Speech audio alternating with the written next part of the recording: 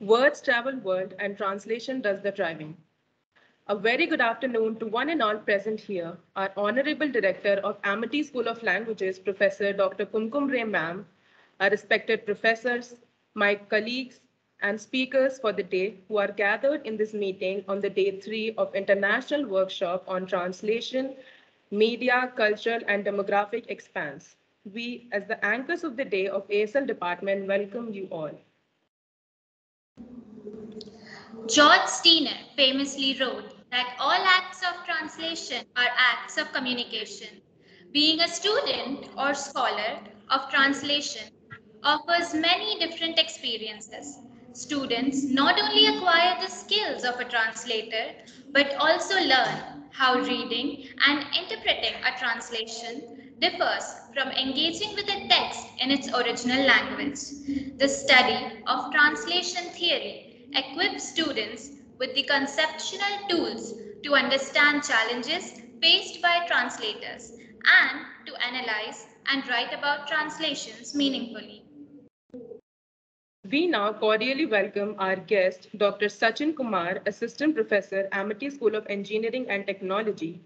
With a working experience of 14 years, he has indulged himself in several professional activities like reviewer in Scopus Journal, member technical program committee in IEEE conference, member of editorial board Elixir conference, reviewer for International Conference on Computer, Information and Telecommunication, France, technical co-sponsor IEEE.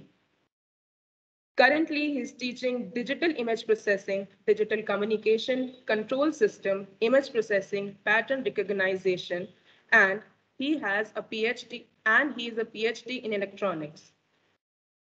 Now let me invite him to speak on the topic and tell us about the scope of the scope that translation studies provide. Over to you, sir.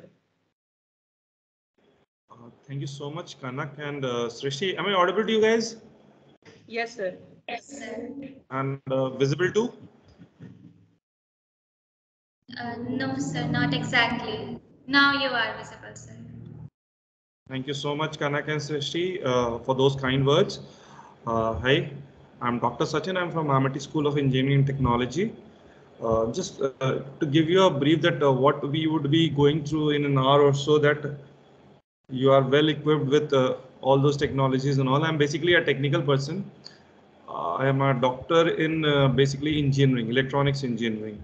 So what I would be touching now is how is analysis and synthesis of natural languages being affected by technologies like artificial intelligence, machine learning.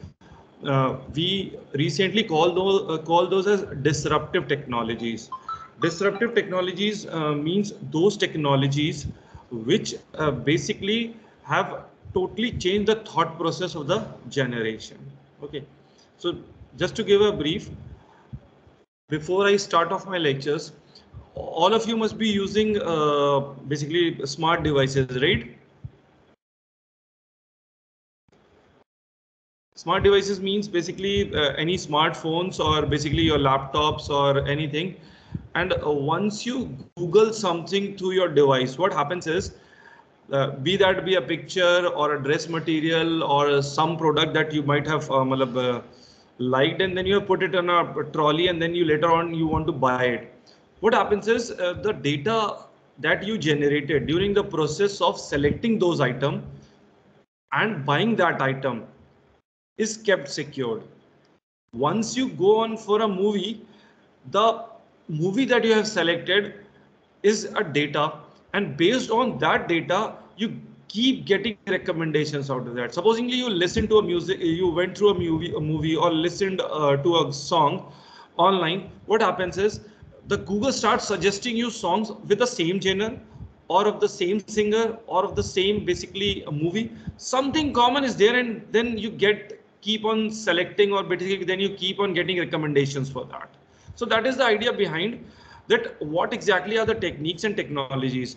But right now we are dealing with the translation studies with this workshop. So I would be touching with natural language processing. consider that how much of textual data is being generated every day. To name a few sources, there are social media sites like Facebook, Twitter and all.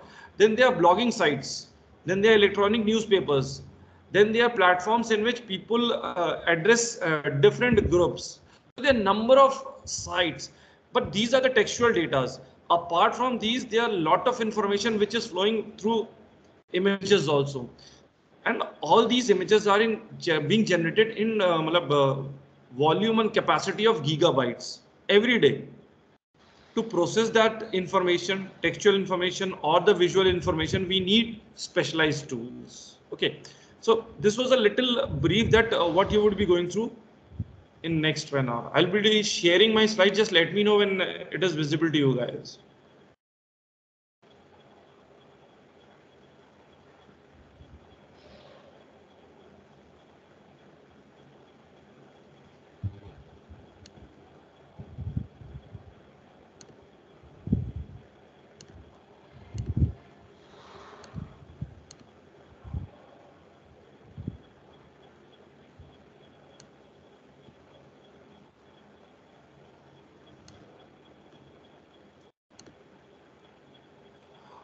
Is the slide visible to you guys? Yes, sir. Yes, sir. Yes, sir. Yes, sir. Yes, sir. Okay, thank you so much. I'm trying to put it on a mode. Now, is it in slide mode? Yes. Okay, fine. Thank you so much. So the topic that I thought would be perfect for today is corpus and textual data that is being generated online. Okay, and techniques that are basically used for synthesis and analysis of those corpus data via natural language processing. Now, NLP is not what you are thinking. NLP is a technique used for machine learning. To give a slide brief that what exactly is machine learning. Machine learning, as the name suggests, we are actually trying to make the machines intelligent. Think in a way in which a human basically thinks or basically takes a decision. Now, consider small baby. What happens is whenever a child is born, what happens is he's not aware of anything. He slowly learns that this is a spoon, this is milk, this is the food, this is my mom, this is my father, this is my brother, and this is the school, and so on. So every day he's basically learning something or the other, and that is being getting feeded it is in mind. Same process is applied with the machines. You basically are trying to make machines intelligent by giving enormous amounts of data, then basically labeling the data and telling the machine that this is the result when this is the type of data available to you. You keep on making the machines intelligent day after day, sample after sample, till the machine starts taking decision on its own. That is what a machine learning is. And to give it a brief definition, machine learning is a branch of artificial intelligence which focuses on a method that learns from data and makes prediction on the unseen data. Makes predictions mean that if you are going to watch a movie, what happens is you go through an online site and see that what are the ratings. The ratings, every first spectator must have rated as good, very good, excellent, pathetic, or poor, not watchable, excellent, something like that must have been done. What basically algorithms done is the keywords are chosen and each keyword is basically given a certain amount of weightage. What happens with the weightage is as the words which are on the positive side goes on increasing, the positive rating goes on increasing, or the words which are on the negative side, as they go on increasing, the negative rating goes on increasing. Consider a scale of 5. If the movie is rated as 4.4, then it is watchable and it's excellent. But if it is rated 1.1, it is not watchable. So what happens is there's a continuous rating of the movie being done online. You go through the site or a general site where rating of the movies are given, and you basically then decide on to whether you watch a movie or not. But there's a background process that is going on. There are people who have watched the movie, they are giving the feedback. That feedback is being maintained, might not be of a single word, might be of a paragraph, but that is being analyzed, synthesized, and a certain kind of rating is being developed, or even to the extent of pros and cons is being developed, and you get a perfect picture of the movie that you are going to see. And that is being done totally by the textual information that a user or basically a spectator has entered. So that is a background process. Then certain amount of technology is being going. Before I jump into it, there are two aspects of this. First, the data is being generated. The second is basically the analysis of the data is being done, and that is then it is being visually presented to you. Guys, am I audible to you? Yes, sir, you're audible. Okay, fine. This is related to natural language processing. I've just started it, but to give a brief, I started off with a machine learning. It's a cross topic which you would enjoy, I think. Now, the first definition that Arthur Samuel for machine learning came in 1959.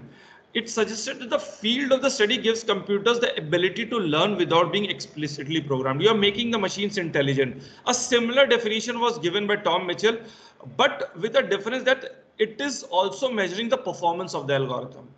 We just don't have to design an algorithm. We need to define and basically analyze that what exactly is the performance of the algorithm. So that was developed later.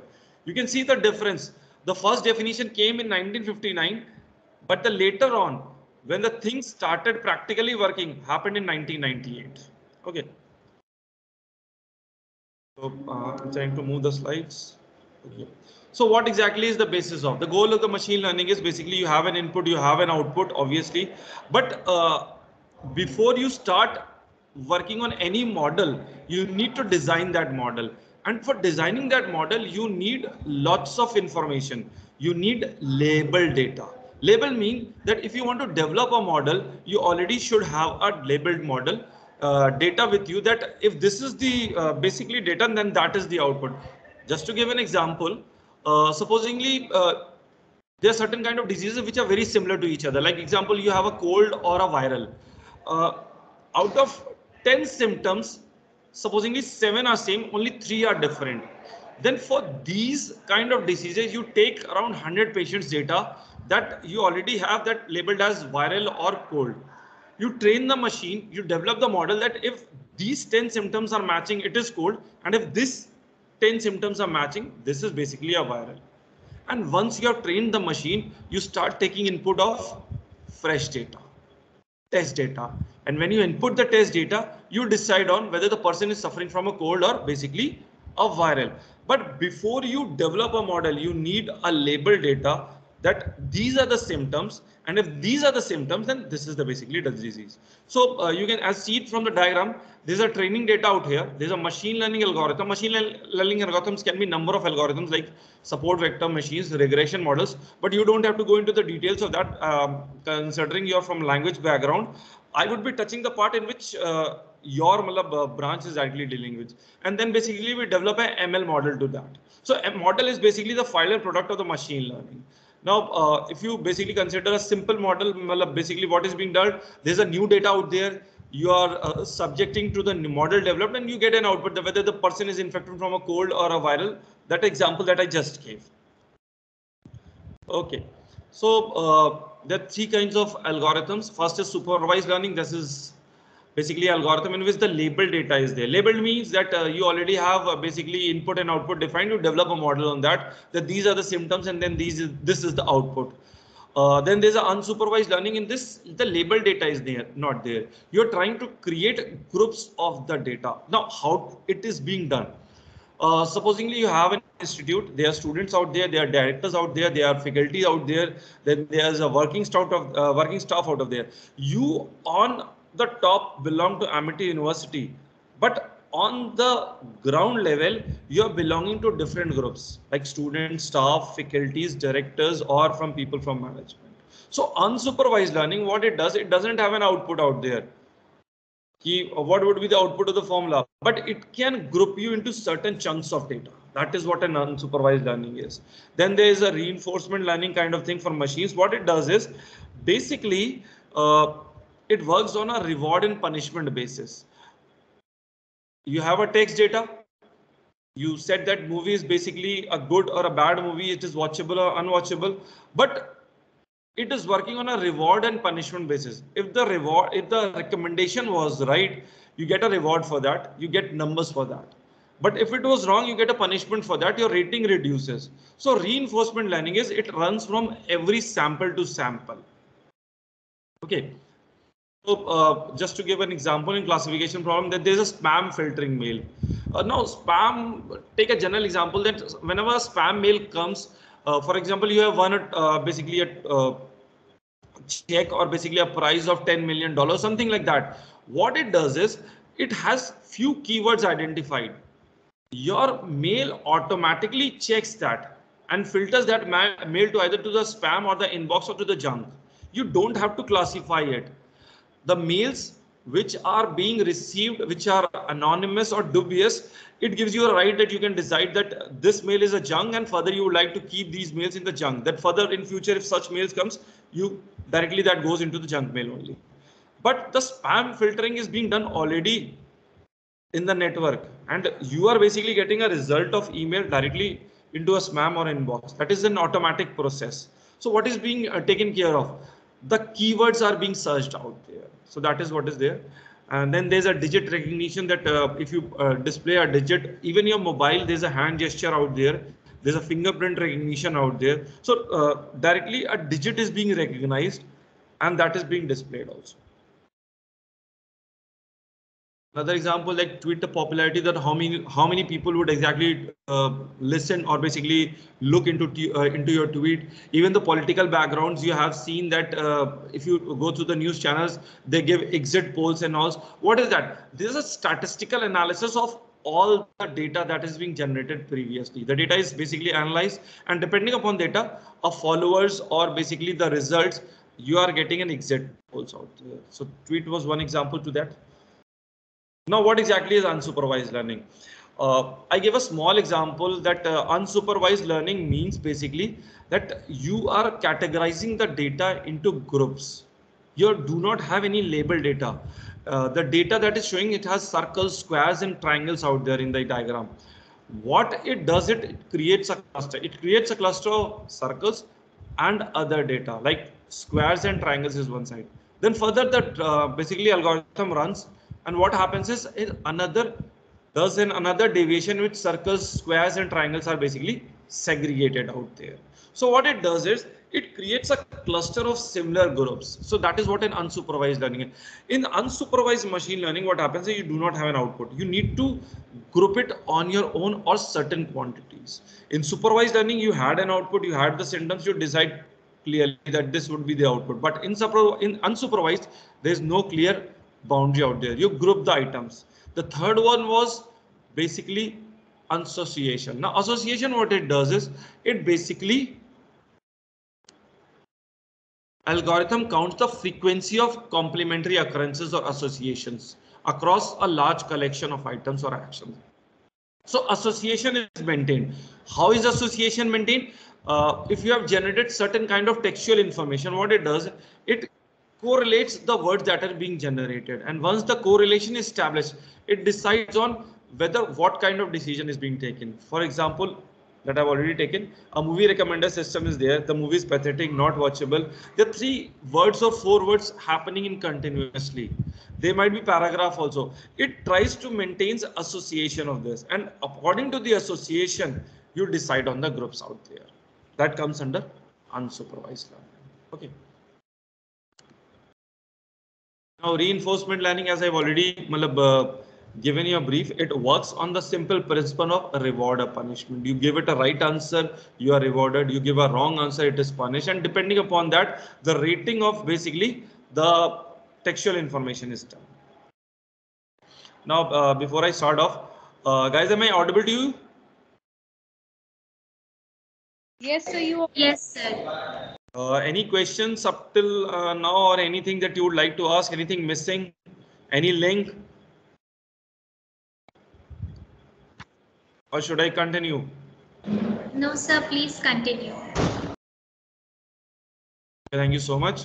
So one important aspect to this is deep learning. This was taken from the University of Idaho. What happens is in deep learning, the framework that are basically human neuron follows, that is being followed in deep learning. What it does is basically it starts training the algorithm and keeps on increasing the layers in between. Now this is a cat. It has certain features like eyes, it has whiskers, it has a tail, it has a certain body structure. These are the features which the cat has. What classification is just the hidden layer basically takes information, these features, and then basically classifies it as cat and not cat. Now this is an example of a cat. This is an image basically. The same thing goes for textual information also. Overfitting. What it does is, this is one thing which we need to consider whenever we are talking of classification or machine learning algorithms. Overfitting is something that you keep on designing algorithm. There's a single line passing through it, there's a crosses and circle out there, and you try to define it. So what it does, instead of a straight line, it goes a curvier line. What it does further, if you further want to segregate, it again has certain polynomials. The edges increases and the curves increase. This equation has a simple equation of y is equal to mx plus c, a simple line equation, but this is much more complex. As you go on increasing, what happens is your system or the model becomes more complex, and then you try to give it a generalized data, it start giving error. So you can see that as basically training goes, the error goes on decreasing, but with test data the error increases because the testing the data would have a high variance. High variance means lot of error would be there and lot of differences would be then with whatever model you have trained. So with test data the error always increases. This we have already gone through. Now the diagram shows basically how is artificial intelligence taking into the part with machine learning and natural language processing. The part that I wanted to cover today was this part. The right side on the bottom part, natural language processing. It's about text generation, question and answering, content extraction, classification, and machine translation.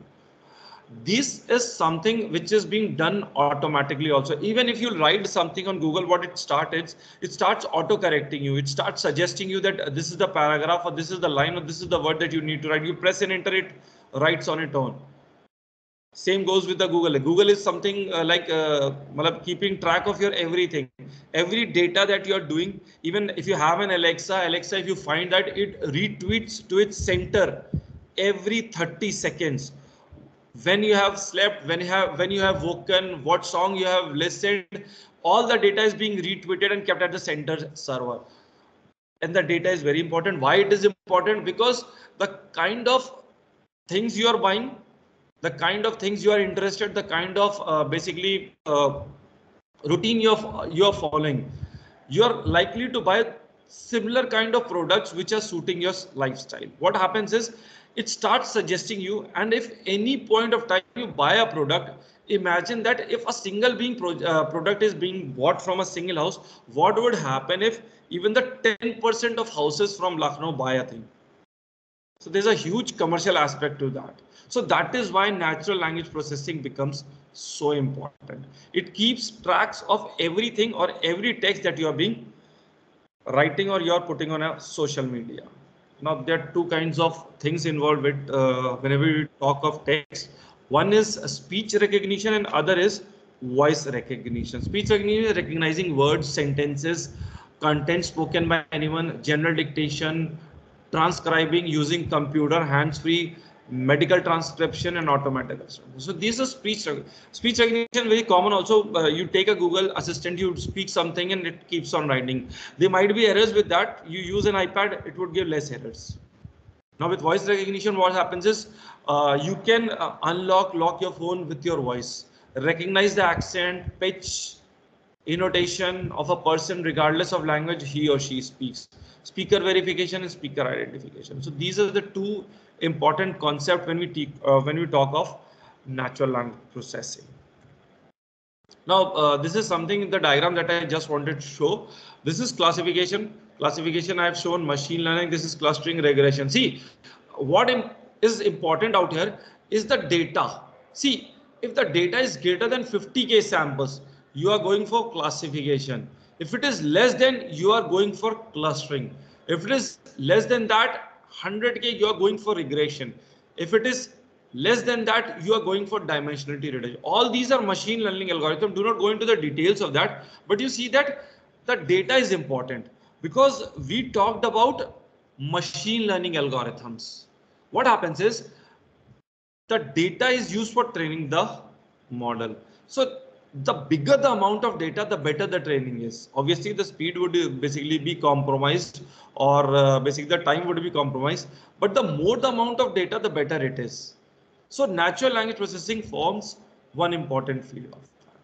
So it is a subfield of linguistics, computer science, information engineering, and artificial intelligence concerned concerned with interactions between computers and human languages. In particular, how to program computers to process and analyze large amounts of natural language data. Challenges would be involve speech recognition, natural language understanding, and natural language generation. Machine translation, information retrieval, question answering, information extraction, and summarization. So these are certain basically areas in which the natural language processing is completely involved. Broadly mentioning, text classification would be one, information retrieval would be other, natural language understanding would be other, natural language generation would be other. Natural language generation means that using the computers you can generate a paragraph or a similar paragraph. Text classification means basically you have a phrase out here. You are trying to analyze the context in which it is written. It is written about a building. It is written about an event. Even when you step out of a stadium out these days or a restaurant out there, the phone is actually asking it, would you like to recommend this place, or would you like to recommend this, or would you like to comment about this basically restaurant. What is happening is whatever textual information you are giving out there, that is being used as a data for that. And nowadays the rating has become a very important aspect. You can see that a number of places are coming to you and asking you to rate. Even people from Uber, Ola, or Urban Lab, people visiting your home are asking you to rate them, and that textual data is being analyzed. Information retrieval is that you have a paragraph out there and you're trying to retrieve that what exactly it has mentioned, which place is being referred, or which data or which person is being referred, whether it is being referred as a good person or whether it is being referred as a person that you might not look for. Now, the agenda would be to focus on common NLP tasks, business applications, use cases, and research directions. So, natural language processing, as I already mentioned, you have given a definition. It is from Wikipedia. That is a field of computer science, artificial, also called machine learning, and linguistics concerned with interaction between computers and humans. See, I'm giving you an entirely different concept. The data is textual only, but what is happening is how the machine is actually processing it for analyzing. Now, why NLP? If you consider in-app messages, WhatsApp, WeChat, Telegram, social media, Facebook, Instagram, Twitter, YouTube, forums like Quora, Reddit, blogs, news publishing platforms, Google searches, and many other channels are constantly generating large amount of textual data.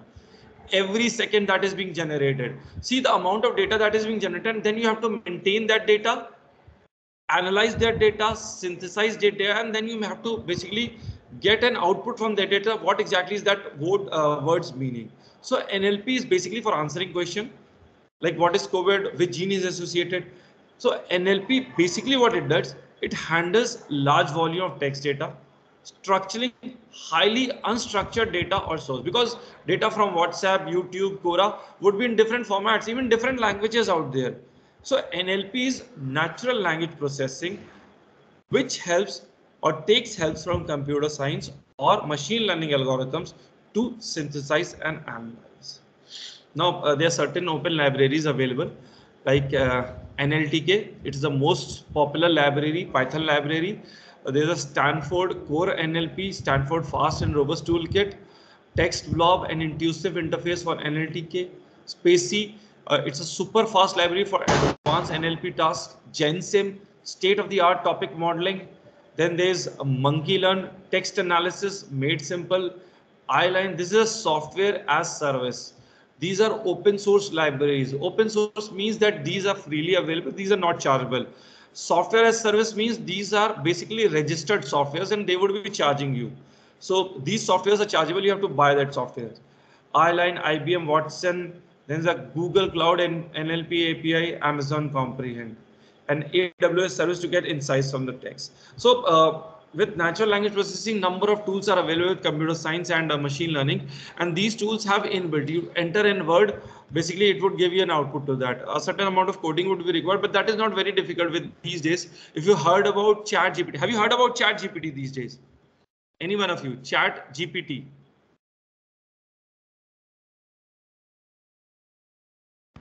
Yes, sir. So what exactly is Chat GPT?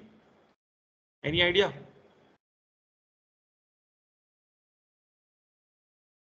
Achatik, I'll give you a brief. It's very exciting.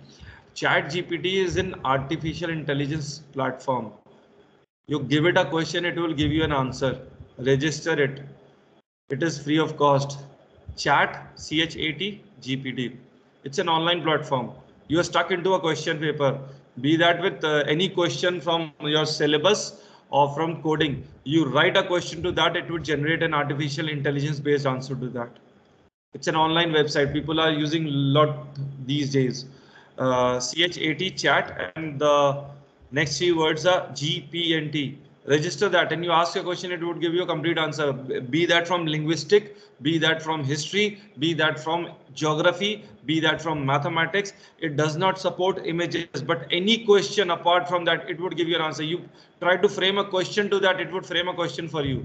You put a correct word into that, it will give you a correct answer to that. Chat GPT, it's an AI based, it's a very exciting.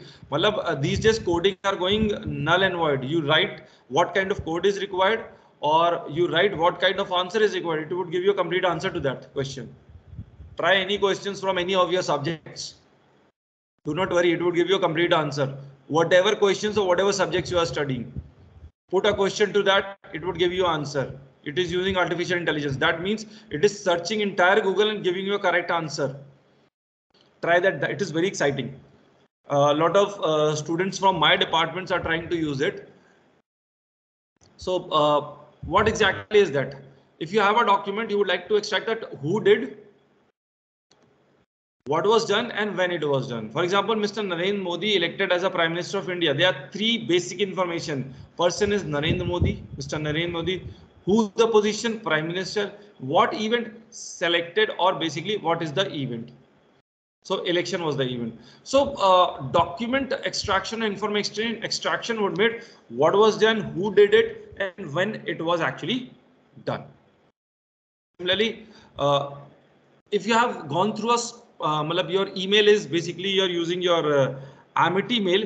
If you register for an event, a particular point of time you would give a basically pop-up that you have a meeting coming up. It is at such and such time. You are registered for it. You register for any meeting. So what is being happened?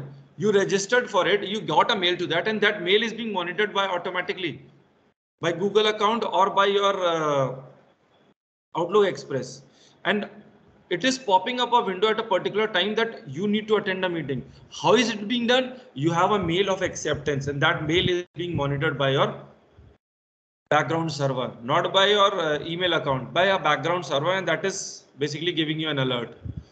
You can change names also, or you can change your fonts also. You can change your language also. You write basically a Hindi sentence, you ask it to write in English language, or you write in Chinese language or French language, it would do it. So that is known as machine translation. That is also available with Google. And basically machine transfer, use of computer application to translate text or speech from one natural language to another. Natural language can be Japanese or basically French or Urdu or Bengali, anything. You ask for it, it will do that. Even one latest experiment is that whatever animals basically or insects are basically emitting sounds or making sounds of different frequency, that is being trying to analyze that whatever they are speaking, machine is having an interface that whatever that language is being communicated, that is being trying to interface that are you ill or are you basically hungry or what is that. So basic things have been done into that field also. Other application of NLP would include text summarization, extract, and how it would be done. Extract keywords or key phrases from the large piece of text and decide that what extract is being basically suggested to. What exactly is the entire article? The summarization of text, and that is also being done online. Whatever the keywords are there, it is basically summarizing that. context analysis. You write a paragraph. What exactly is that paragraph suggesting? Whether the movie was fair, whether the area is safe, whether the food was given. What is the context analysis? That too also depending upon the keywords that you have utilized. Then there is a sentiment analysis. Sentiment analysis, you have mentioned that the place is good, the food is good, the restaurant is good, ambience is good. Or it is not very good, it's pathetic, the food is not good, or a certain dish is not very good. And depending upon those sentiments, a rating is being generated continuously. So that is what a sentiment analysis. Sometimes it is referred to as opinion mining also. Okay. Now there are 3 level of NLP tasks. This is easy, medium and hard. I'll just give you a brief definition. Now what is exactly things that we are trying to mention out there? First is chunking. Now what exactly is chunking? It is basically a process of grouping different bits of information together for a more manageable and meaningful basically result. Then there's a part of speech tagging. What does it mean? You are having a corpus with you. You are trying to basically label as verb, adverb, noun, determiner or something like that. Then there's a named entity recognition. These are easy tasks. Named entity recognition. You have a photograph of Narendra Modi sir, or you have anything basically out there. You're recognizing the place as the named entity, whether it was Imam Bada, it was Sahara Ganj Mall, or whether this person was such and such. Then there's a spam detection. I've already given you example. Then there's a thesaurus. Thesaurus is basically a dictionary which is having a similar kind of words out there, and those are known as synonyms. These are easy tasks which an NLP can very easily do. Then there are tasks which is medium, syntactic parsing. What does syntactic parsing means? Involves analysis of words, the grammar analysis, that how the words are basically related to each other, syntactic parsing of the words. Then there's a word sense disambiguation. What it means that you have written a paragraph, then what exactly is the sense that is being written, whether it was positive, whether it was negative, whether it was neutral. Then there's sentiment analysis. Sentiment analysis means whatever the sentiments that are being referred to. Movie was good, bad, pathetic, whatever it is. Topic modeling. Topic modeling, when you have a paragraph, you have a phrase, you are trying to define a topic to that. You have just written a blog, but you need a topic for that. Information retrieval. You have written a phrase, you are trying to retrieve information that how the good the movie was or how the bad movie was. Then there's machine translation. I've already given you an example of machine translation. Machine translation is simple. You are trying to speak something, it is being converted to another language. Another language can be Bengali. Another language could be a different basically language other than what we speak around, can be Chinese, Japanese or French. Then there's text generation. You have basically a topic, you need someone to text, or basically you need someone to write an essay for that. That is also topic, that is also possible with NLP. But the thing is, it comes under hard task. It is not very easy to generate because it needs to retrieve information from certain sources. Generally, it is machine search or search algorithms, which is generally famous as Google. Then there's automatic summarization of phrases or blogs or basically your any social media data available. Then this question answering, conversational interfaces. Question answering is something very important. You have seen chatbots, or you have gone through website like IRCT. There's a small pop-up available. You write a question, it start answering to you. That is question answering. Then this conversational interface. Conversational interface is more human-like. That means you ask a question, and what happens is when you ask a question, you get an answer which is basically human oriented, like a person is talking to a person. Conversational interfaces, you're not talking to a machine, you're talking to basically a human being. You're trying to express your emotion, and it is basically trying to from your emotional outbursts or your basically sentences, it is trying to judge your situation, trying to calm you down. Even the machines are that doing that. Now basically a common NLP task would be in this process, in this easy, medium and hard task. Common processes would be tokenization or segmentation. Tokenization means that you have, how would you do that? You have a sentence like break the text into sentences and words and lematize. You break each words into different basically tokens, and then you try to recognize what is break, what is text, what is into, what is sentences, what is each word meaning, and then you try to correlate that what exactly is this sentence meaning. First, you need to identify the spaces between the words, and then you need to identify that what exactly is the sentence meaning out. Okay, then there's a named entity disambiguation, the process of identifying and mention the entities in the sentence. Person, place, something like that. Stemming is you reduce the word. Supposing you have a word like careful.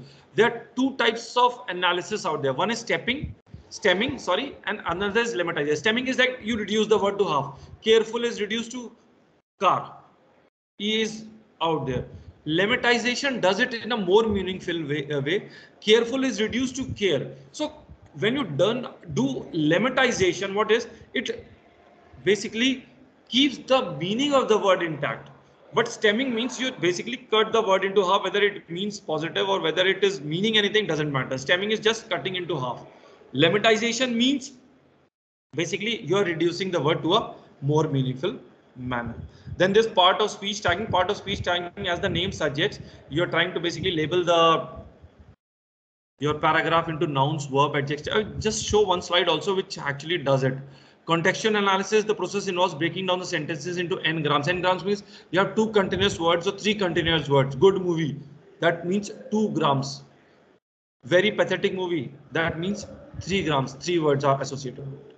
So contextual analysis, 3 continuous words, 2 continuous words, n means the number of words that would be occurring time and again continuously.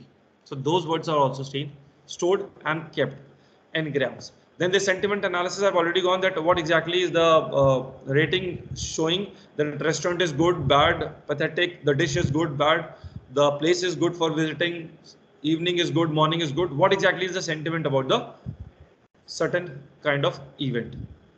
Now stemming. Stemming is the process of reducing the words to the words stem or the root form. For example, beautiful, it would reduce the word to beauty. Good, better, best are stem to good. Stemmer, stemming, reduced to stem. But this doesn't care whether the word exactly is meaning something or not. That is done in lemmatization. Pause tagging is that you are actually analyzing the sentence, that today is a beautiful day. Today is an identified as noun, is as a verb, a as your article, beautiful is the adjective, and day is basically a noun. So you are basically trying to break the sentence into tokens and addressing each word into basically different kind of determiners, nouns, verbs, articles, adjective, and all. Word sense disambiguation, what exactly is the sense that your basically paragraph is suggesting to. Then there's contextual analysis, the process of breaking down the sentences into n grams and noun phrases. 3 words which are continuously appearing together, or 2 words which are continuously appearing together, those are known as n grams. If it are 2 words which appears continuously, it is known as 2 grams. If it is continuously appearing 3 times, 3 continuous words, it is known as 3 grams. Sentiment analysis. There are 3 smileys out there. My experience has seen so far, it's fantastic. The product is okay, guys. Your support team is useless. Now, these are the words which are being stored, analyzed, and a certain kind of data is being maintained to that. Ambiguity means there's a word or a sentence, and there are 2 kinds of different meanings, and which one or which sense you are taking that. That is what an ambiguity is meaning. This is resolved in natural language processing while going for lemmatization, because lemmatization is a process which keeps the meaning of the word intact, and that is what basically necessary is. There's a global ambiguity and a local ambiguity. Local or global, the whole sentence can be interpreted in more than one form. Supposedly that I know more beautiful women than the actress S.Y. Jin. There are 2 basically possible meanings. I know woman more beautiful than, I know more beautiful woman than a certain kind of person. Now, you can analyze this statement very easily, but how would a machine do? It would give a probability. What a probability that if a certain kind of a person is written, then whether it would be a sentence 1 or sentence 2. If I'm a person, then it would be a basically mentioning a first sentence. So if someone basically a political leader is addressing, then basically it could be a sentence 2. So what is global ambiguity? There are 2 sentences and there is a confusion. Then machine takes a decision depending upon the probability the event would occur. Then there's a local ambiguity, in which the part of sentence poses more than one interpretation in local ambiguity. The horse raced past the barn fell. Now, this has been determined and defined in the bottom diagram as verb. But you see that the whole lemmatized diagram is basically divided in a different way. Both the sentences are same, but the verb, adverb, all are divided in a different follow through. This diagram can be very easily been drawn with the Google platform. Now there are 5 general steps with natural language processing. I know there's the mathematical analysis beyond this, and there's a coding part to that, but I just wanted to give you a brief that there's a word which is dealing with textual information. This is from a technical background, and you need to be aware of that, because if you are working for something like projects, or you're working for some project dissertation or something like that, then you would like to have a technical analysis of the things also, and that can be done very easily with machine learning and all, provided you have someone technical with you, or you are deciding to jump into the sea. Okay, so there are 5 basic general steps in NLP. First is your lexical analysis. Now, what exactly is lexical analysis? Lexical analysis is the first step of anything.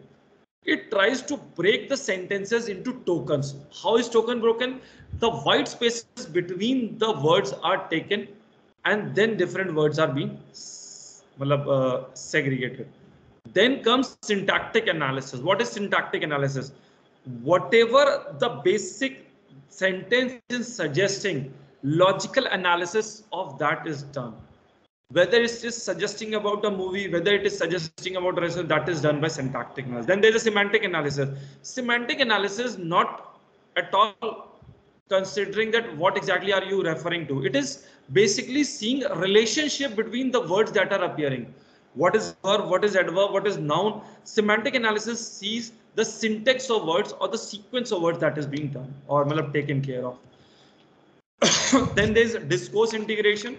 Discourse integration refers to what exactly is the sense that a paragraph or sentence is basically referring to. Then there's pragmatic analysis. Pragmatic analysis on the part of your linguistic or logical tools. These are the software tools that you are using to basically analyze a sentence or a data. So these are the basic 5 steps in NLP. Lexical, you are breaking the sentences into tokens or words of using white spaces. The syntactic analysis, you are basically using it to develop a senses that what is the logical meaning. Semantic analysis, relation between the words. Discourse means basically sense in which the word has been or basically sentence has been. Pragmatic means on from the user side. To give an example, this is basically a sentence. A dog is chasing a boy in the background. This is a lexical analysis. Each is being named as determiner, noun, auxiliary, verb. Each word is being separated. Lexical analysis, part of speech tagging. Then this syntactic analysis, parsing is done shown by red line. Then this pragmatic analysis, the software which is being used. Then this semantic analysis in which the words are there and then the relation between the words are being maintained and the inference is being drawn. So this is what an NLP. You see that you write the textual information, what goes beyond that. There's a lexical analysis, there's a syntactic analysis, there's a pragmatic analysis, and there's a semantic. And when you basically get all these informations, what happens is then you go on for your machine learning algorithms. And trust me, what I have explained to you must have taken about an hour. But how it is being done, it's a 5 lines code or 3 lines code that is being utilized. That is the only thing. But I've seen, given you a single line, and I've shown you that how the things are being broken out there. Now, just to wind up, that users of NLP in business improve user experience, automate, support, monitor, analyze feedbacks. They are basically sites in which you write only one word, it starts writing the rest of the words. You write only one field, it starts suggesting you the field. There are messenger bots. You write something, it starts suggesting. You must be using Google Maps and all. There are virtual assistants. You click on the virtual assistant, you ask a question, it would give you answer that you need to enter a Aadhaar card number, you need to enter a PAN number. Then there's monitor, analyze. You have a feedback out there and you basically need to analyze. Then there's tags available. Then basically there are comments available, whether it's brightest TV or a bad TV, and these data is being analyzed and the stars have been put. Now you can write a comment, but the stars is being calculated by the background itself. Now, so that is being done by NLP or NLTK. Natural language processing in applications. Business application would include form spell check or search autocomplete, search autocorrect, smart search, machine translations, messenger bots, virtual assistants. Further processing, basically further application would be knowledge-based support, customer service automation, Alexa you must have heard, survey analytics, social media monitoring. Social media is a big platform in which a lot of data is generated. Descriptive analysis, like describing content writing. You're trying to buy a mobile, you can compare that mobile with several other mobiles, or you can have a review written out there. Then there's automatic insights to that. General cases, multi-language machine translation. There's advertising, sentiment and context analysis, brand monitoring is there, call center operations is there, HR and recruiting chatbots are there. Now there's certain specific types. Before I wind off the lecture, summarizing lengthy, NLP system would be summarizing lengthy blocks of narrative text such as clinical note or academic journal article. Identify key concepts and phrases. Second would be, there's a lot of unstructured data. NLP tries to structure that data into a single platform, converting data into another direction, machine readable, or basically a certain kind of data which you can actually understand. Then answering unique feature of free text queries. You give a question, you get an answer to that. Engaging in optical character recognition, platform in which you go through or use optical characters and it would read out that whatever is written out there. Conducting speech recognition to allow user to dictate clinical notes. Healthcare, there's one big application, IBM Watson Health, Google DeepMind Health, Ligomatics, Amazon Medical, MetaMap, Clamp, CTEX, United Health Group. These are the platform in which our textual information or textual data is entered and you get a data or basically helps to that. Future, if I like to summarize that, human readable natural language processing is the biggest AI problem. It is the most same. It is all the most same as solving the central artificial intelligence and making computers as intelligent as people. Future computers or machines,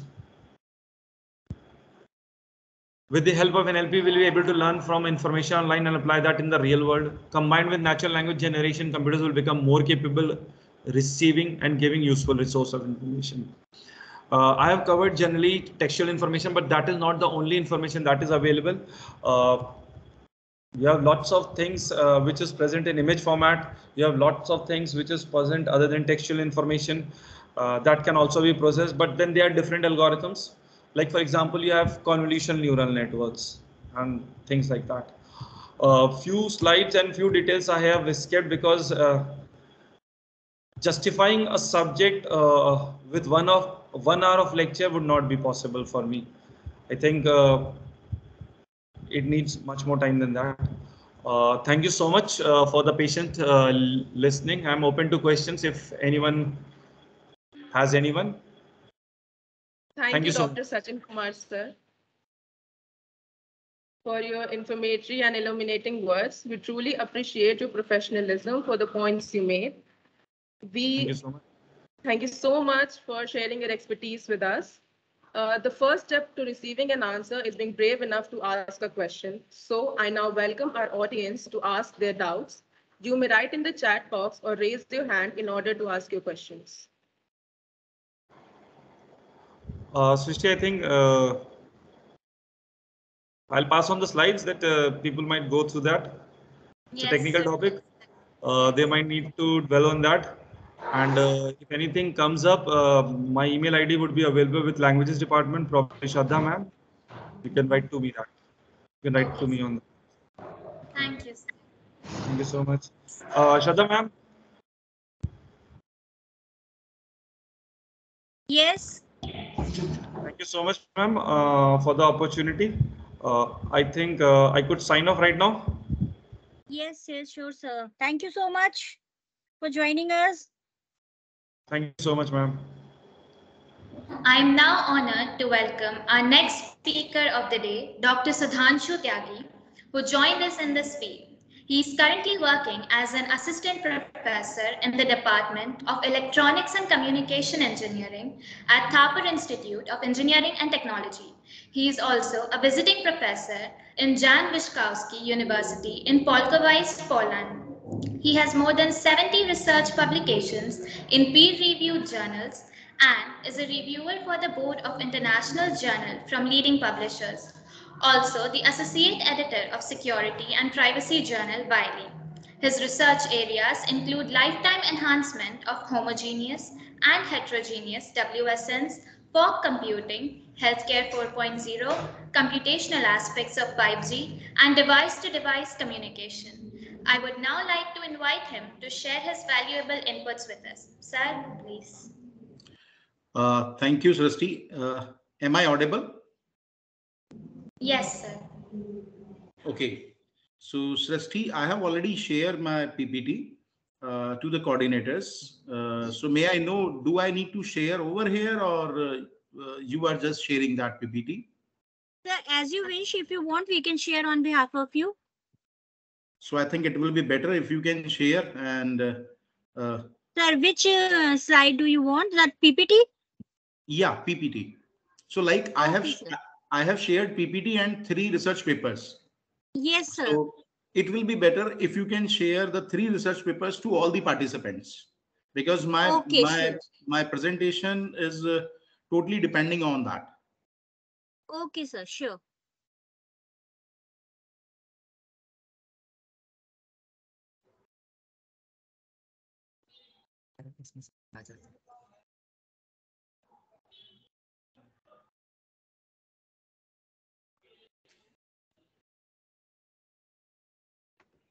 Sir, can I give you the control? Yeah, please. Just a minute, sir.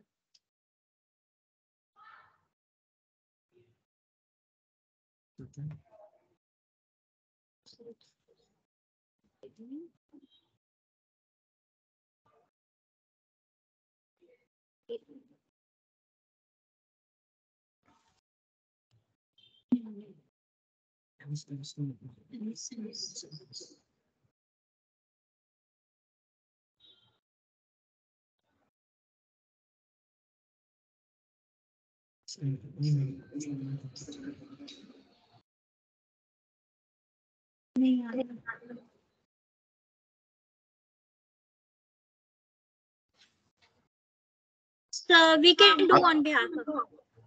Otherwise, I can try to share from my system. Yes, sir, sure. Now, Okay. sir, please can try. Okay, I'm trying.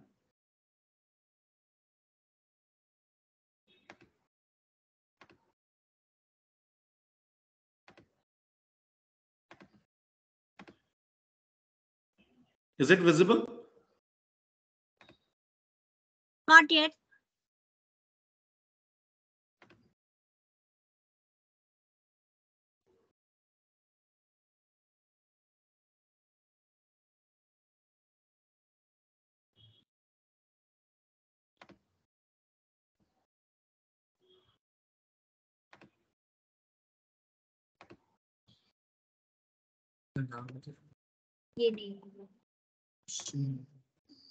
Is it visible now? Yes, sir. Okay. So can I start? Yes, sir.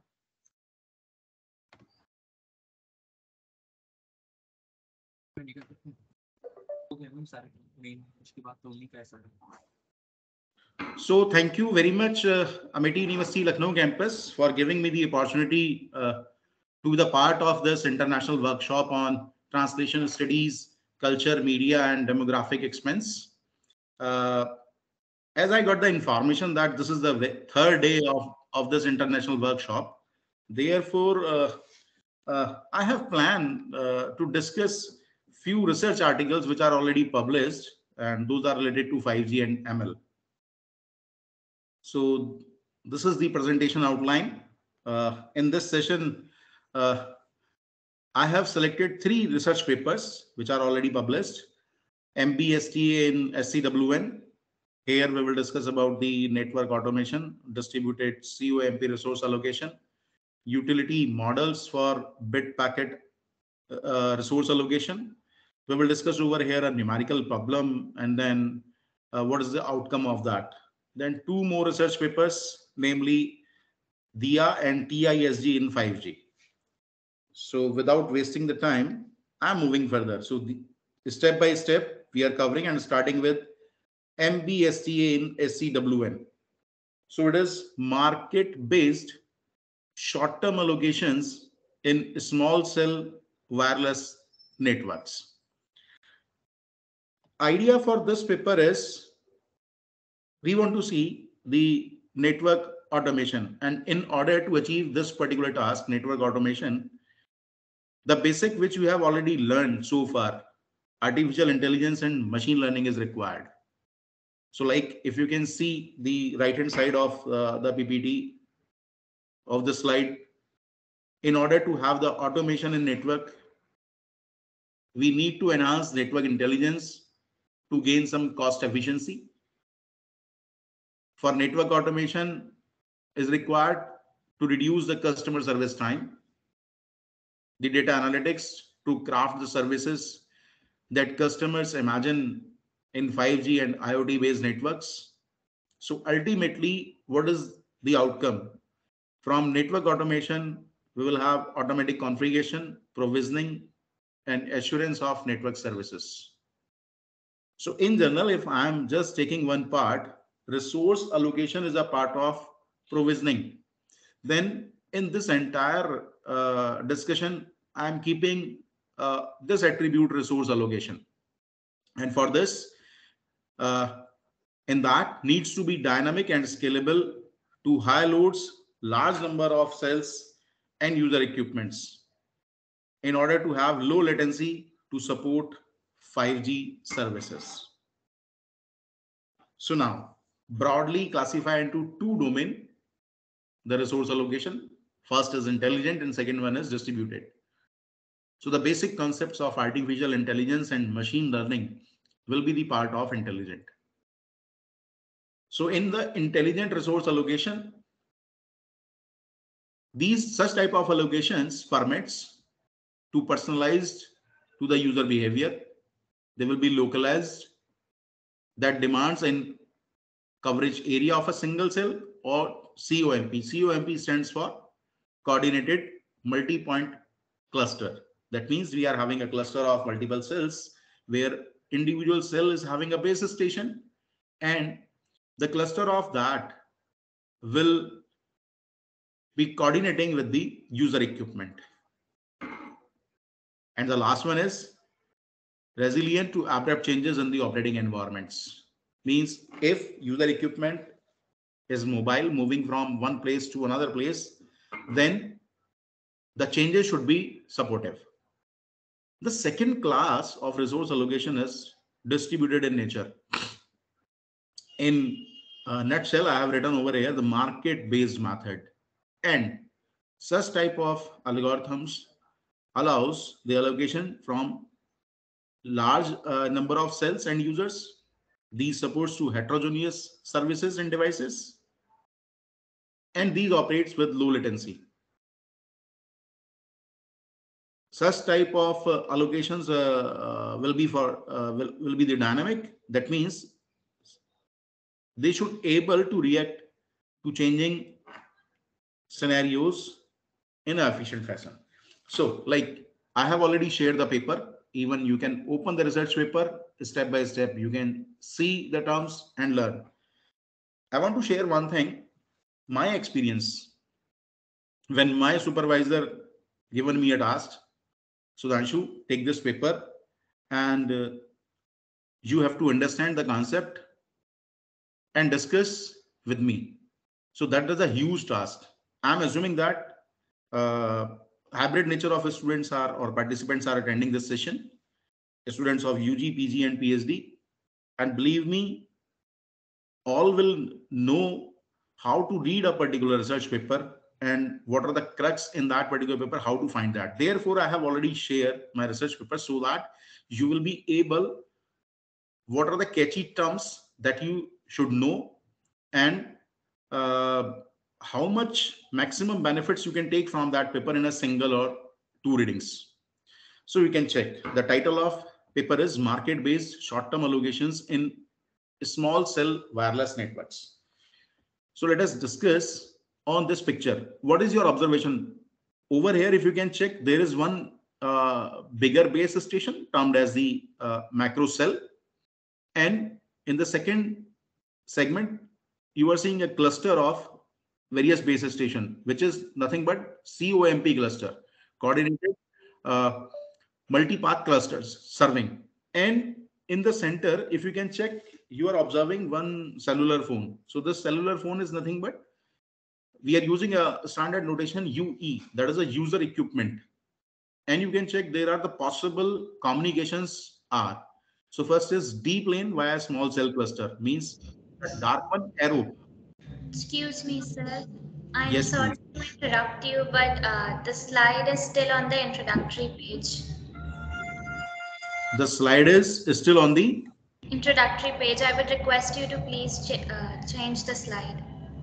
okay, just a moment. So let me check.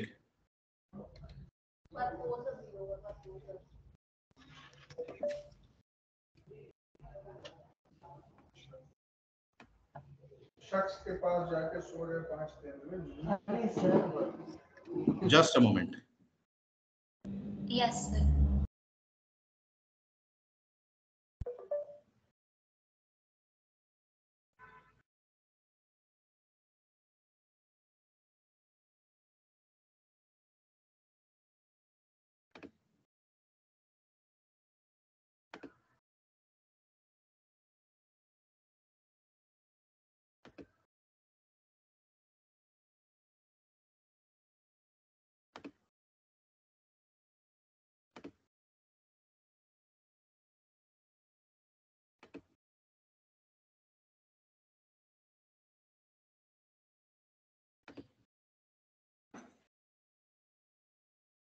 Can you see the screen?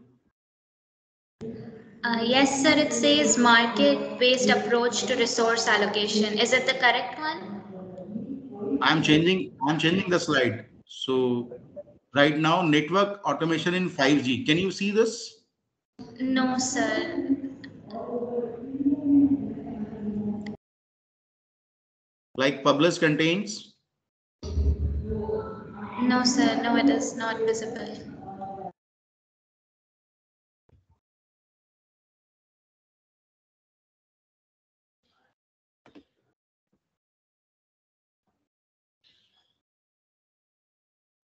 Okay, just a moment.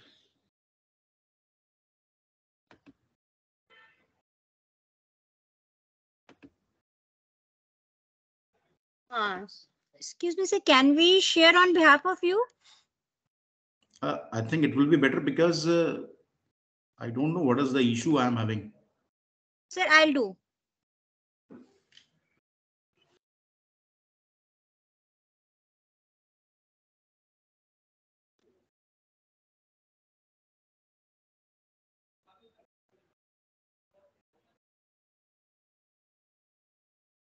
I hope it's visible to everyone.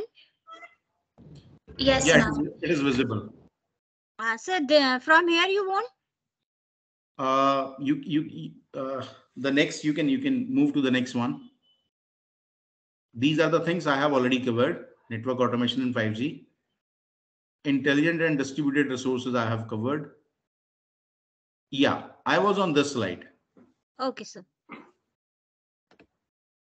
So like you can see in this particular term, one macro cell is there where you can see that one antenna, and at the second term you can see a cluster where COMP cluster is there, and each and every cell is having a base station. And you can see one mobile sort of devices there. Technically we term that it's a user equipment. And the part of communications, so like D plane via small cell cluster, if these base station want to communicate with this cell phone, that the dark one arrow is there. C plane via macro cell, if any communication desired from this macro cell, the bigger one tower, then uplink and downlink are shown over here. So in that particular case, I have considered a scenario, and the scenario is what is the environment. So you can understand in the environment, any user equipment turns a corner in a dense urban area, like say this user equipment is mobile. So if it is moving, then there is a chance that somewhere the signal strength is decreasing. So in that particular case, it requires the communication from the neighboring cell, and it can demand for the bandwidth. Okay, so these are the two things which we are expecting over here: environment and the demand. Next slide, please.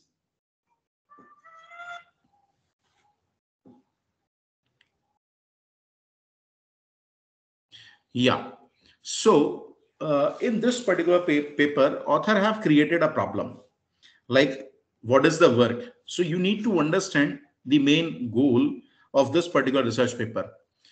So in that, each user equipment gets a budget to acquire additional bandwidth. Like, I have chosen a condition where user equipment is at the boundary, and that user equipment demands some bandwidth from the neighborhood.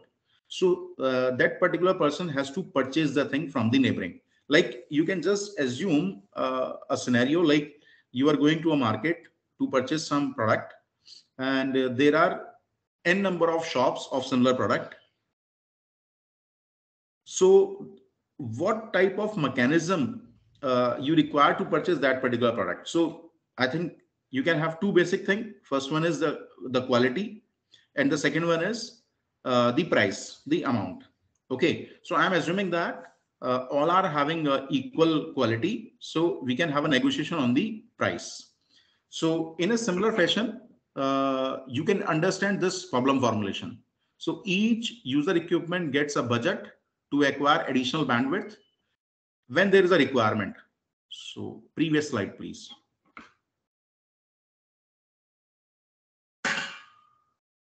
You are moving very quickly.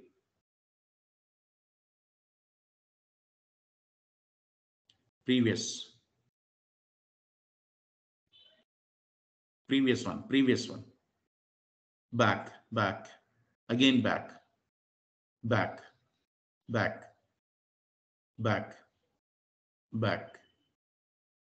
previous one, back. This one. Okay. Next one. Okay, perfect. Previous one. Hold it. So each and every user equipment have a budget that acquire additional bandwidth when needed. The budget can be periodically refreshed or topped up as needed, and leftover budget from the previous billing cycle could be carried over to the next one or converted into the credit. Now, assuming that ith user, so suppose there are n number of users and ith user demands the bandwidth. Okay, so problem is going in that flow. So ith user is about to turn at corner or do something else that require a rapid allocation of additional bandwidth to maintain the session quality. So assuming that ith user equipment has a budget of WI, which is known as wealth. So if quality of ith user connection of the service serving base station or COMP cluster is degrading, then they want the additional bandwidth. Next one, please. Next slide, please. So in that case, we are assuming that the user equipment can only purchase additional bandwidth from a single COMP cluster. So like if there are n number of COMP clusters, so at a time that UE can purchase the bandwidth from one cluster only. And in one cluster, there are several cells. So all cells will be available to provide the bandwidth. It depends upon the bidding process. So we will discuss a process over here, and the process is a bidding process. So a single user equipment may purchase bandwidth from more than one base station, as I have told you, in a single cluster. And the aggregated bandwidth, suppose user equipment is purchasing bandwidth from two base station. Okay, so simultaneously it can aggregate the bandwidth or accumulate the bandwidth and can utilize the things. So the bandwidth allocation in the above step to any user equipment, that is the ith, will be valid for a certain interval. Like as the user equipment or the mobile is not stationary, so again means after certain duration it will be in the another cell. So there may be a chance At time T1, there will be the requirement of another bandwidth. Next one, please. Next slide, please. Thank you. So in order to solve that particular problem, we have to consider few assumptions. So the assumptions in this distributed resource allocation are the COMP should be coordinated beamforming rather than the joint transmission. This is the first assumption we are taking. The second one is every user equipment gets some budget to purchase the resources. Base stations in a given comp cluster are seller. So in that thing, like we are developing a problem so that somebody want to purchase. So there should be some parties, those want to sell. So we are taking base station, all base stations are the sellers and user equipments are the buyers. So a user equipment can buy resources from a base station for a limited time. That is another assumption we are taking. So user equipments are a strategic actor. That means actions of one buyer influence other buyers and affect the price change by the sellers. So like prices are not fixed. It depends upon the requirement. So there may be a chance that at certain time, the price of bandwidth will be very, very high. Okay, so these are the assumptions we are taking. Now, what is the winning conditions in both the parties, that is buyers and sellers? So buyers and sellers both try to maximize their utility function. Okay, so we have to solve this problem in order to form a utility function. Okay, next slide, please. Okay, so here is the summary. Like I have framed this particular problem for both the parties, for buyers and for the sellers. So like you can check the left hand side column, which is supporting for UEs, this is for the buyers, and right hand column base stations of COMP will be the sellers. So if small p is the price per unit of bandwidth, and say ith user equipment buys a bandwidth BI unit from budget WI, then their utility function will be BI, that is small bi. Small bi is nothing but this is a measure that needs to the ith users of bandwidth, that how much amount of bandwidth is required by a ith user equipment.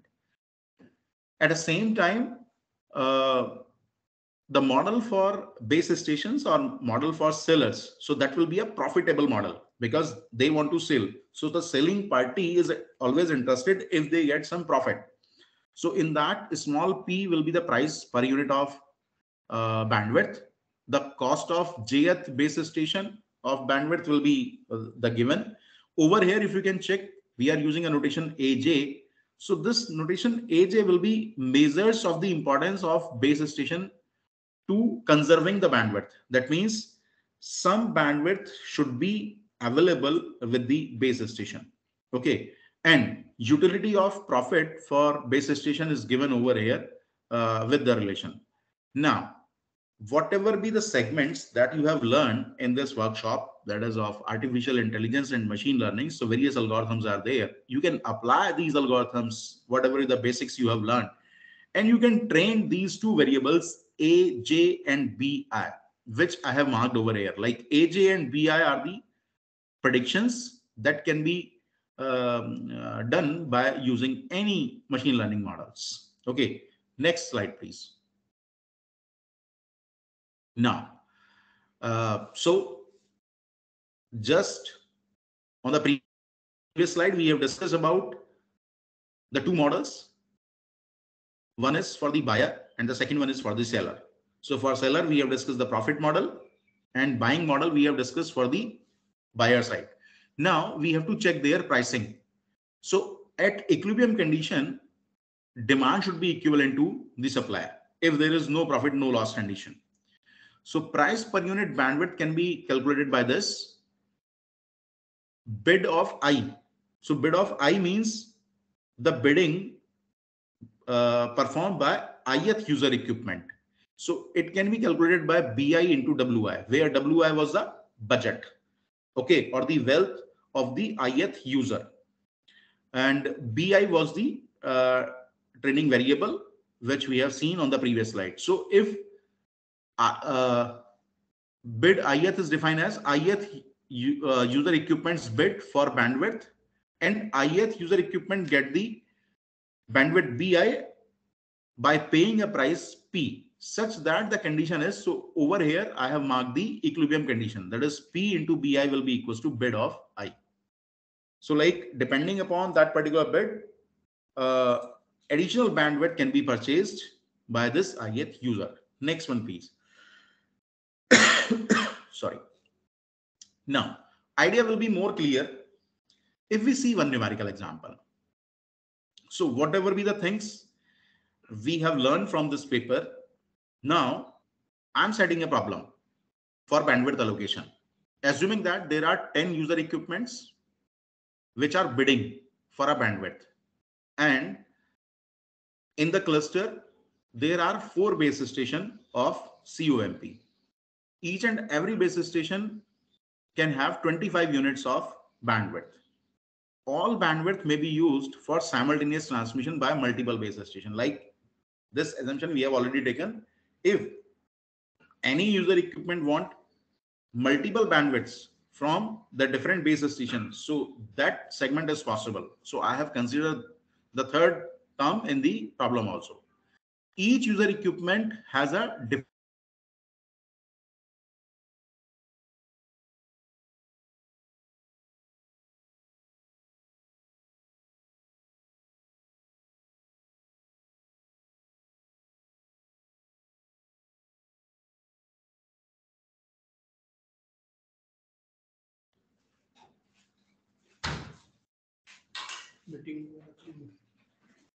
Next slide, please.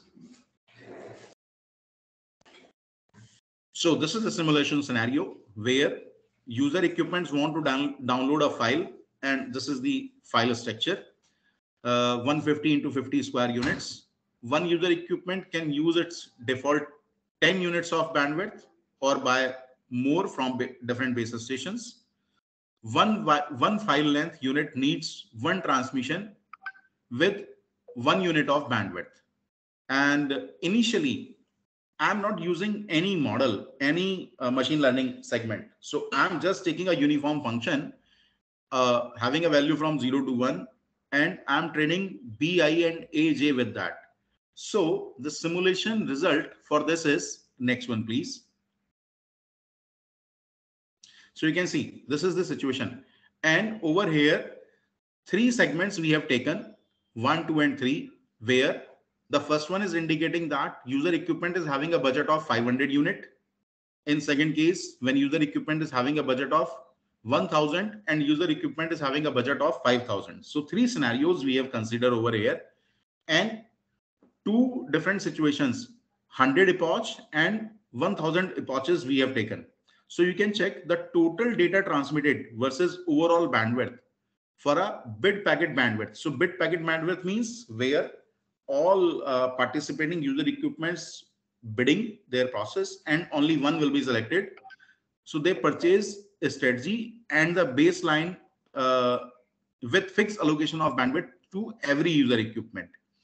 So in this particular case, you can check even for the 1000 epoch, the value of first scenario, if a user is having a budget of 500 unit, having more than 1 lakh, approximately somewhere in 2 lakh in the worst scenario. Okay, so a detailed discussion is also available on the second slide. Next, please. Like you can check with the default allocation of the bandwidth. So default, we have assumed that 10 units were having to every user equipment. The total data over 100 epoch was 10,000, whereas for 100 epoch it will be 1 lakh. In the previous diagram it was shown. So market-based bandwidth purchasing significantly increases the total data transmitted over the baseline.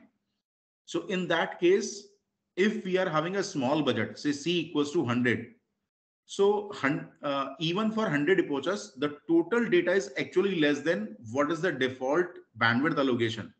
So in that particular case, with a relatively higher value, say if user equipment is having a budget from 100 to 500, we observe that each user equipment is having a non-negative budget. So like bandwidth will be allocated if you are having a sufficient amount of budget. So in this discussion, we have seen that if user equipment is having 500 units, then the bandwidth can be procured. Next one, please. So this is the baseline term where the prediction of AI and AJ machine learning algorithms were not used. We have simply used the uniform formation. If these two, BI and AJ, are trained by using some standard machine learning algorithms or models, then on the first column, I have write the terms for user equipment, and second one is for the base station. So my user equipment were the buyers and base station sites are the sellers. So BI will be trained by prediction models. Model should be trained on user equipment to safeguard data privacy. We have to ensure that about the data privacy. Model needs to know how to handle the new behavior of the user, and FL can be used for UEs in order to ensure the privacy requirements. Moreover, to the seller sides, AJ will be the prediction model that will be trained on the demand scenes at the base station. What will be the requirement from the model? Model should be trained on base station that ensures the privacy of the data. Model should know how to handle a particular new change in the environment. Suppose a new application or new service is required over there. FL across the base station be used to ensure the safety mechanism. So next slide will give you the information how to use this machine learning process. Next one, please. Okay, so this is the complete process, and this is a 4-step process. So federated learning process is covered over here. You can check at step number 1. So each local learner trains a local version of the machine learning model on its local data. Then, depending upon the parameter updates of the local model, only the local model parameter updates, and it will be forwarded to the FL controller, federated learning controller. Then in that particular controller, actually we are taking the weighted average. Mathematical formula is given to form a weighted average, and that weighted average is again sent back to the local models by knowing the values of the global model. So this is the complete process which one can use by considering all the factors of buyers and sellers. Next one, please. So this is the summary of paper number 1. 5G network deployments at a scale will need automation. We have started our discussion from here. Automation and resource allocation can be done by a combination of market-based or ML-based models. The benefits of this approach includes localization and resiliency, and privacy considerations can be performed by using FL. So I have completed the first paper. Now may I request to move to the next slide, please, so that we can start the next paper. Now, this paper is very interesting. DIA, it is tactile internet driven delay assessment NOMA based scheme for device to device communication. So again, this is very standard paper, and the previous paper was not mine. And these two paper number 2 and paper number 3 are mine. Okay, so I want to discuss these two papers in detail, how to take maximum benefit from these two papers. Okay, moving to the next. So what is the main thing of this DIA paper? Introduction, you can see that as there is a rapidly growing mobile data, so there will be a huge burden on the spectrum allocation. Device to device communication can be used to solve this problem to some extent. In this, devices can communicate with each other directly or by involving a base station. So base station means with the existing infrastructure of the cellular network. It reduces the offload from the base station, which in turn enhances the proximity gain and improves the energy efficiency of the network. So my main goal is to improve the energy efficiency of the overall network. Moving to the next. Okay, so this is the system model which we have used in this DIA paper. So like you can check, there is one DTX. So DTX is device to device transmitter, and there are two receivers, DRS and DRX. And if you can check, as per their locations, we have named as CEUs and CCUs. So CEUs means cellular edge users. So this is a sort of my cellular system which is available at the boundary of the covering region, whereas CCU is cellular at central user, which is somewhere lying in between. So obviously, if you know the basic concepts of wireless communication, CEUs will having a lower or the bad quality of covering or signal strength in comparison to the CCUs. So here our goal is to provide the better quality to both CEUs and CCUs. So different technical terminologies are used, like we will use SIC, which is known as successive interference canceller at CEUs, in order to provide better quality at CCUs. Okay, next one, please. So in this particular system model, we have taken a heterogeneous network with a macro base station termed as NBS, and there are N cellular users and M device-to-device groups. Each device-to-device group consists of a transmitter and K device-to-device user. K users have been classified according to the coverage area. So like two broad categories we have taken. One can be at the center, and second one, the worst condition at the edge of the cell. To serve large numbers of users and to perform first and second hop transmission simultaneously at the same slot, we are using non-orthogonal multiple access scheme, which is in short termed as NOMA, at the transmitter of the device-to-device group. Next one, please.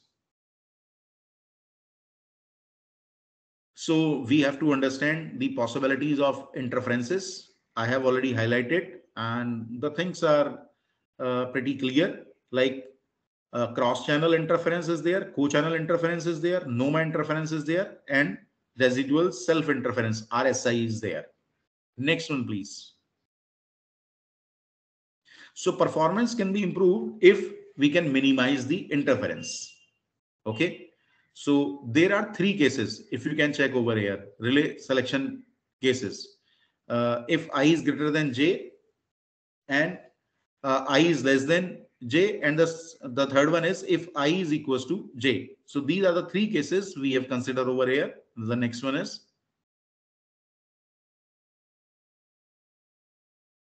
we have to find the mapping. So according to the three cases, in the first case, we are using the pairing scheme where CCUs will be equals to CEUs. In second case, if CCU is greater than CEU, and third case, if CCU is less than CEU. Like there is an interrelationship between the current slide and the previous one. As I told you earlier, we have considered the three scenario. If I is greater than J, if I is less than J, I is equals to J. Then these are the mapping methods for one hop and two hop communication. Okay. So the first one part, A part, is showing the pairing schemes in the three different cases. Part B is showing the second hop communication for device to device link, and part C is showing the first hop communication. So from random matching to many to one matching, two cases we have seen in the last one. Okay, moving to the next. So this is the complete execution of proposed protocol DIA. You can check. The main objective of DIA is we want to maximize the throughput for two hop communication. So there are two mechanisms. The first one is relay section, and the second one is joint sub-channel and power control. So in relay section, both type of communication are being used, one hop and two hop. Whereas in joint sub-channel, we are using the two things parallelly, sub-channel allocation and SCA. And then with reference to the model which we have discussed in the earlier one, there may be a chance 2D matching, preference establishment, 3D matching, and their preference establishment, or the dual decomposition. So we have proposed over here total 5 algorithms in this paper. And when these algorithms are executed as per this flow, I will have an optimal solution. Can we proceed to the next? Thank you. So over here under the relay section, the two-hop cooperative communication is used if transmission in each hop is more efficient in comparison to the single hop transmission. Now, in that case, the cell-centered users act as a relay to satisfy the requirement of cell edge users. Now, what it means? Suppose I am taking an example of relay race. Suppose there is a relay race of 4 by 100. So can any participant tell me the process of that? What is the complete process of relay race of 4 multiplied by 100? 4 is 200. Yes, anyone can respond.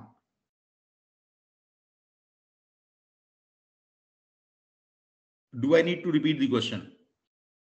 I'm considering a scenario in which there is a relay race and relay race of 4 multiplied by 100. That means there are 4 participants and each and every participant has to run for 100 meters.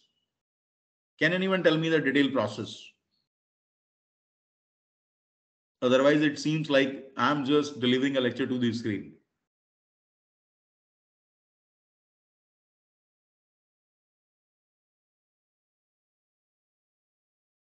Okay, not an issue. So the process is one participant has to start, complete the 100-meter race. Then he has to carry forward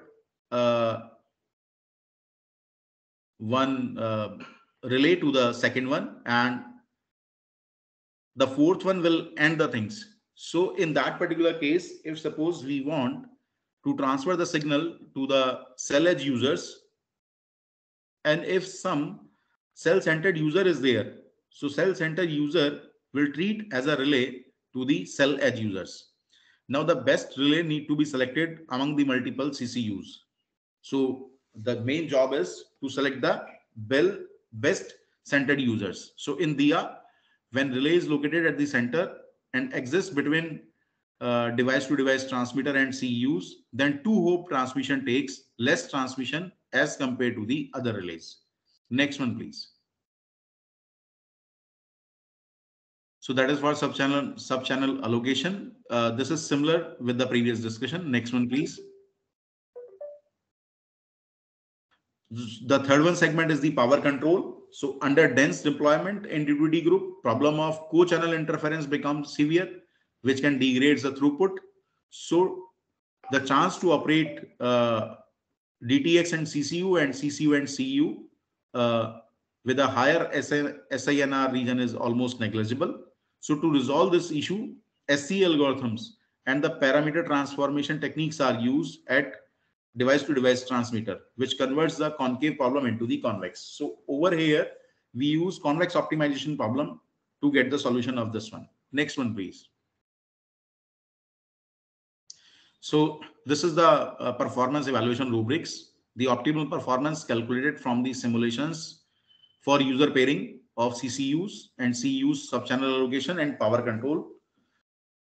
The throughput of D2D groups increases with an increase in the number of users in a cell. So if number of cells are increasing, then throughput of D2D user group will be increasing. Pairing between the best and worst channel condition user decreases the interference and reduces the system complexity. So depending upon the requirement, one can choose the scenario from these evaluations. Next one, please. So these are the results. I'm not wasting too much time because I have to cover third paper also. So you can go through with the paper, and these are the outcomes. So the proposed pairing was the blue color one, and which is having a best performance, average throughput of D2D groups. Next one, please. Next, please. Okay, so these are the results. You can refer the papers. Next one. Moving to the last one, tactile internet for smart communications and 5G. And I think very soon this particular paper will having approximately 100 citations. Therefore, I have included this paper in this discussion. And very interesting paper. Moving to the next. It is based on healthcare application. So I'm skipping the introduction. It is similar to the previous one, to the DIA. Next one, please. 5G technological trends. I think all of you are knowing about this. So I'm skipping this one also. Next one, please. Yeah, this is a new term. Maybe some of the participants are hearing the first time, the tactile internet. So you must learn the meaning. So the International Telecommunication Units, ITU, defines the tactile network as internet network that combines ULLC. So it is a standard protocol for 5G, ultra low latency with extremely high availability, reliability, and security. So these are the three things, three expectations from the tactile internet. The IoT era opened new avenues for this automation with wide array of internet-enabled gadgets. So tactile internet plans to take it even further. The new technology will find its application in various fields like education, automation, gaming, and healthcare. So the main objective from this tactile internet is it should have ultra low latency, extremely high availability, reliability, and the security. So these are the four concerns which are expected from this tactile internet. Moving to the next. Okay, so this is the model which we have considered in the paper, an application oriented architecture of tactile internet. So as I told you earlier, we were having total 4 protocols. EMBB stands for enhanced mobile broadband. MMTC, massive machine type communication. CMTC, critical machine type communication. And the last one is URLLC, ultra reliable low latency communication protocols. Okay, so entire segment is divided under these 4 layers. So these are the tactile devices or haptic devices. So on the left hand side, we are having SDN controller gateway, then network slicing. And as per the applications, these 4 layers have been segregated. So one has to choose a particular application. So in this paper, we have chosen a healthcare application, which will be the part of critical MTC type. Next one, please. So the first thing is how to capture, how to collect the samples, how to collect the data. So for that, we have used UAV based sensors. So for data collection, by considering a quasi-stationary low altitude drones, UAV base stations are deployed to cover in a disc-shaped circular region. Say R will be the radius of that. 2 sensors are located at C and D. UAV's base station is covering at altitude of Y. The vertical projection of UAV base station is taken at particular point B. So some mathematical part is given in the paper, and this is simple mathematics. So you can easily verify the equations used in that particular paper. Next one, please. Okay, so that is the model which we are talking about. At Y height, this UAV is available, and different equations have been calculated on the basis of this simple mathematics. Next one, please. So with the help of this UAV, data samples have been collected. Next slide, please.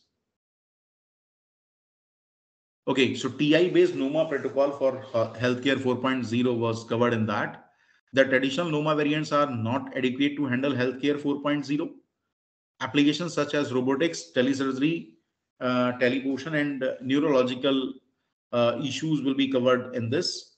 So even let me clarify the difference between healthcare 3.0 and healthcare 4.0. Healthcare 3.0 was hospital centric. Like if I am facing any challenge or any issue, then I have to go to the hospital, and the expert will do the treatment. Healthcare, the expectation from healthcare 4.0 is it should be a user centric or the patient centric. Suppose if patient is available at the remote location, then the staff from the or expert from the healthcare domain, they will reach to the patient and they have to treat. Okay, so this is the basic difference between healthcare 3.0 and 4.0. So main causes low latency and high reliability requirements. The combination of NOMA with the high reliable, that is the internet, tactile internet, can have a very low latency. It is less than 1 millisecond. So that is a part of tactile internet based NOMA. Okay, that we have used in this paper. Next one, please. Okay, so that is a model, and we have tested this model on two scenarios. One is OMA, orthogonal multiple access, and the second one is non-orthogonal multiple access. So in that model, what you can see that medical expert is sitting at one location. Then for computation, we are using some mechanism. Then next, NOMA segment is there because I have shown the different power levels through wireless communication, and for the storage purpose, we are using the cloud database. And at the farthest end, the surgery can be performed where EHR can be maintained. So EHR stands for electronic health register or electronic health records. And at that particular location, even a robotics can also perform this task because the round trip time is very, very less over here, less than 1 millisecond. Okay, next one, please. So the same thing can be performed with the help of NOMA based, and there is a minor difference between the term, like the requirement of tactile internet was included, the tactile devices, sensors and actuators, the respective controllers, such that the round trip time should be less than or equals to 1 millisecond. Next one, please.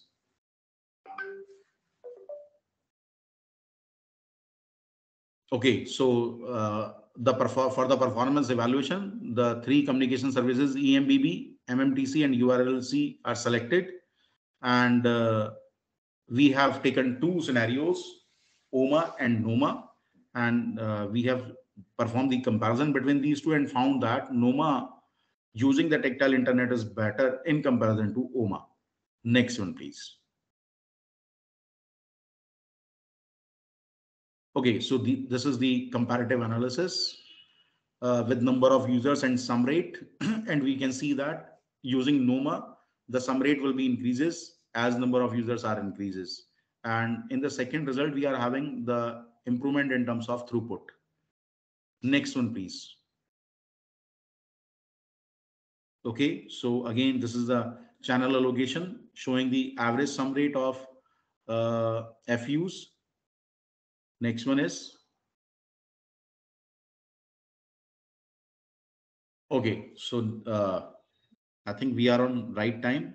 Still, I'm having 5 minutes for question and answer. So the conclusion is, whatever be the basic you have learned in this international workshop of artificial intelligence and machine learning, randomly I have selected 3 papers, out of which 2 of mine, and one is of other professor. And I have discussed like how to read these papers and how to take the maximum benefit from these 3 papers of the latest technology 5G, where machine learning algorithms are involved. So I think if one is interested in the references, then you can show the references also. That is all about from my side, and thank you very much to Amity University for giving me the opportunity to be the part of this international workshop, and I will try to give the answer of your queries. Thank you, sir, for such intimidatingly inspiring words and to enlighten us all with the same energy by pouring on us all your pearls of wisdom. Thank you, Sitki. So I'm open for the question and answer. If any participant want to, if anyone having any query, even I have already shared my email address on the very first slide. If you are having any query related to these papers, can drop me a mail. I will try to give the answer. Okay, so thank you. We thank all the dignitaries, resource persons, faculty, as well as student coordinators for making this event a success. We wish you all safety and good health. We hope that this program will be an opportunity to expand our learning together. Now, I would like to welcome Ms. Mahin Shah to give the vote of thanks.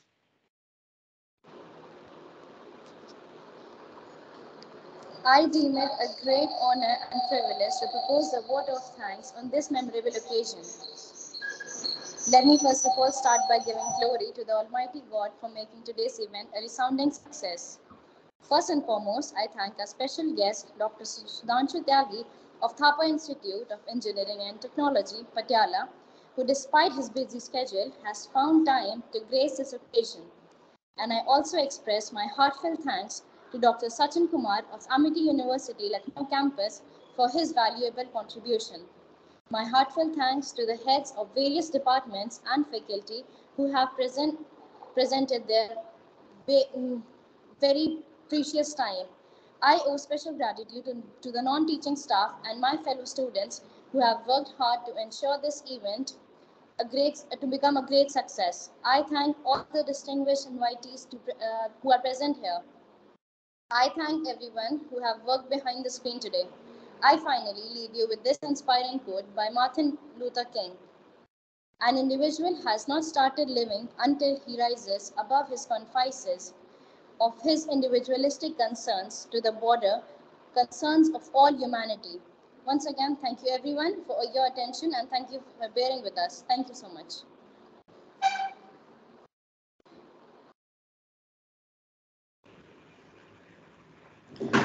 This brings us to the end of the third day of International Workshop. Tomorrow, that is 24th March 2023, we have Dr. Ajay Sahani and Dr. Sonu Seni as our eminent speakers. Stay tuned with us. We will meet you again tomorrow. Wishing everyone a fruitful day ahead. Thank you. You may now start leaving the meeting.